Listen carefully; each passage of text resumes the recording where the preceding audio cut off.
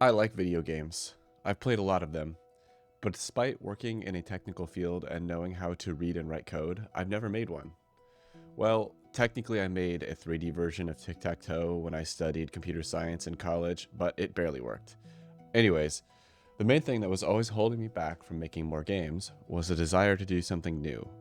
I didn't want to go through the process of learning game development if I didn't have any ideas for fresh mechanics or a creative new system that hadn't already been done a million times. Until recently, I never had an idea that I thought would bring something different to the gaming zeitgeist.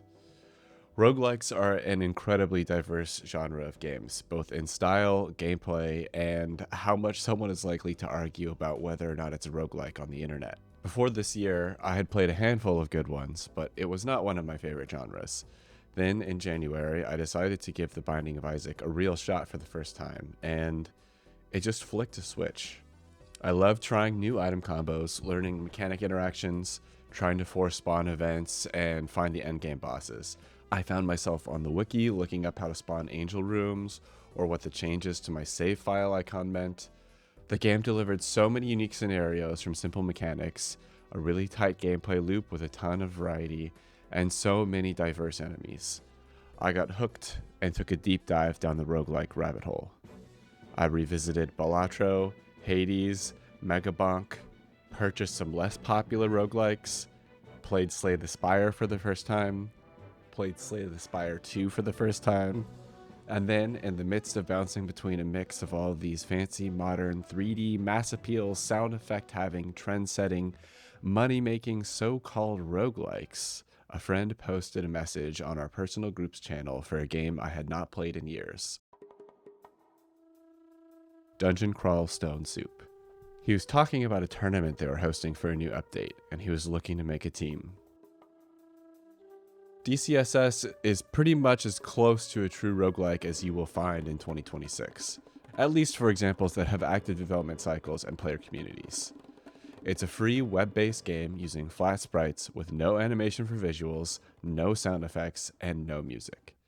But let me tell you, what it does have is a deep skill system that works like no other game I've ever played, spells and items tied to the skill system in an intuitive way, an incredibly powerful set of controls without using the mouse or cursor, a panoply of quality of life features, and most importantly, an absolutely brutal expression of difficulty through controlled forms of RNG.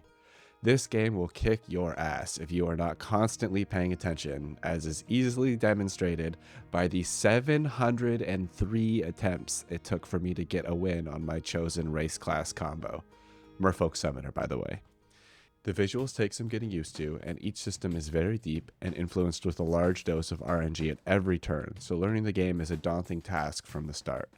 However, despite the rough edges, this game hooked me more than any of those fancy animated modern games. I spent months of my life grinding my first win, then got my second in the same month. Then, upon getting extremely close to my third several times, something happened. I had an experience in my last death where I felt like I played pretty well, but got really unlucky in some very meaningful ways several times in a row, which resulted in a situation that I felt was unfairly punishing for the mistakes I'd made. I realized I would change something about the game's design if I could. So I started thinking about it. What else would I change about the game if I was going to make my own version of DCSS? And that's when the magic happened. Something stirring deep within me came to the forefront of my consciousness and combined two ideas in a new way. Now, before I describe this new idea, I need to tell you one more thing about myself. I love chess.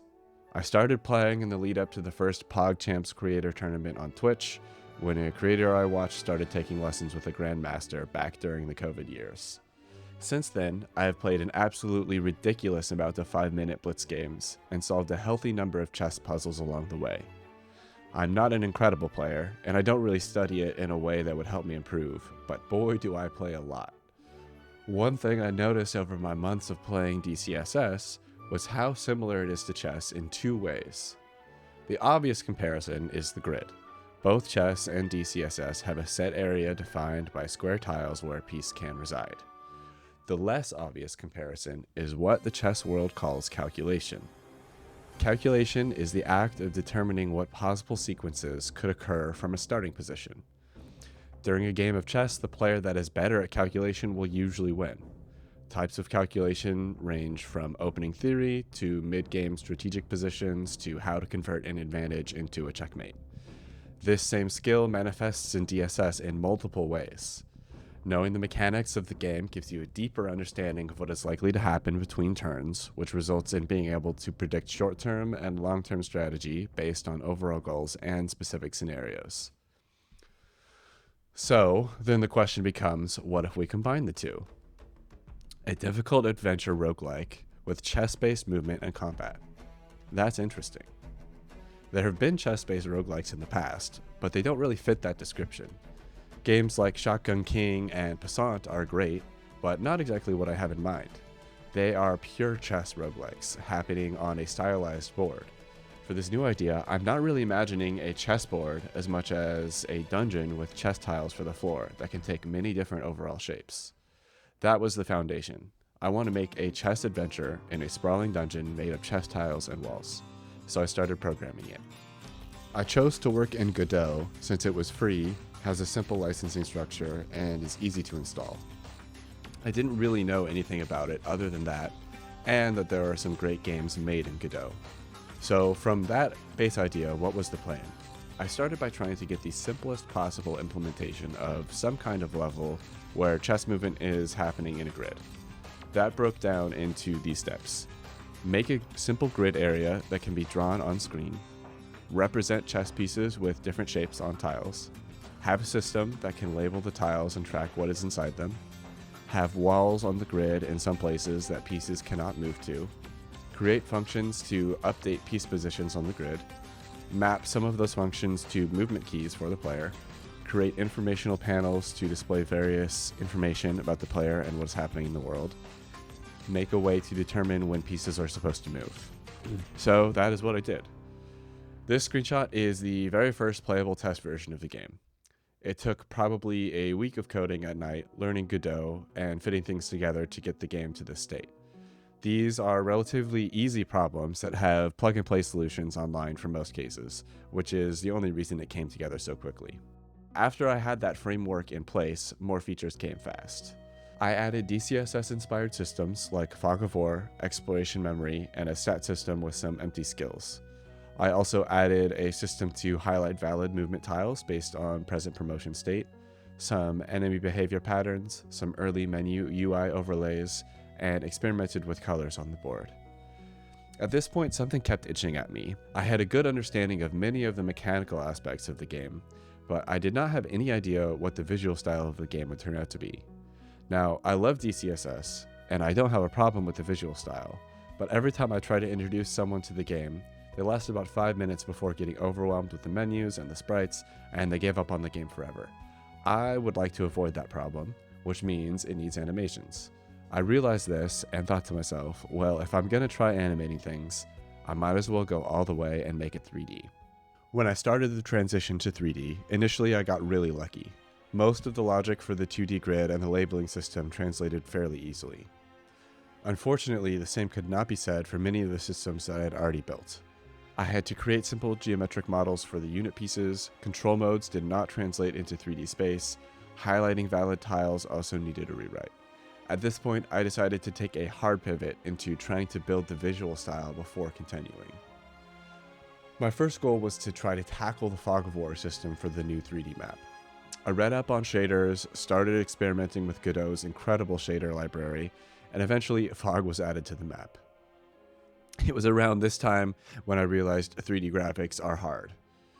So far, I have worked on nothing except the visual style of the game since that change. I've gone through so many different iterations of logic, shaders, and textures. Here's what the progress looked like over the course of the next month.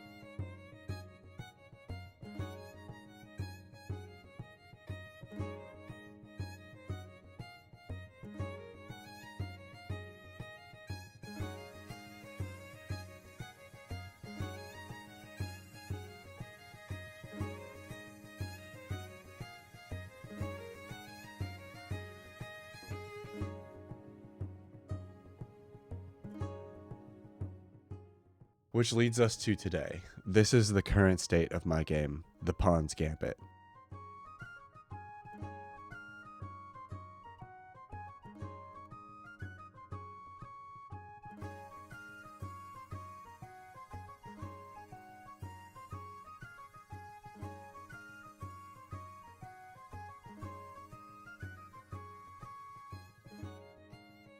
This devlog will follow my development journey as I try to bring this idea to life. I have big plans for this project, and I don't know if I'm going to be able to replicate the vision I have in my head. Every time I work on it, new ideas flow out of me, and my ambition for the project grows. Future episodes will break down specific aspects of the game in great detail, including code snippets and more technical explanations. Episode 2 will dive into the inspiration, evolution, and mechanics behind the 3D Fog of War system. Like and subscribe to follow the journey. Thanks.